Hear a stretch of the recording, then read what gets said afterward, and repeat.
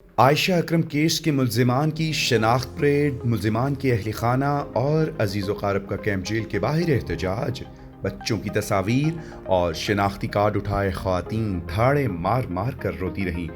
Greater Iqbal park میں ٹک talker عائشہ اکرم کو ہراساں کرنے کے کیس میں گرفتار ملزمان کے اہل خانہ اور عزیز و اقارب نے کیمپ جیل کے باہر احتجاج کیا، جس سے فیروز پور روڈ کے ایک طرف ٹریفک کا نظام درہم برہم رہا اور دوسری طرف مظاہرین کا کہنا تھا کہ پولیس نے اصل ملزمان کی بجائے بے گناہوں کو پکڑ لیا ہے۔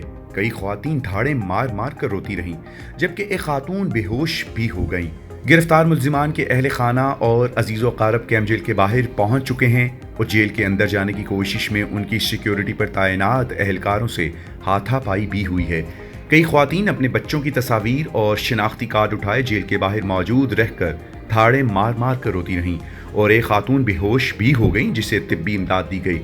ایک خاتون نے بتایا کہ اس کا خاوند ہرنیوں کے آپریشن کی وجہ سے باہر واک کرنے گیا تھا، لیکن اسے بھی اس کیس میں نامزد کر کے گرفتار کر لیا گیا ہے۔ اس موقع پر مظاہرین نے کیمپ جیل کے سامنے فیروز پور روڈ پر احتجاج کرتے ہوئے پولیس کے خلاف بھی نعرے بازی کی۔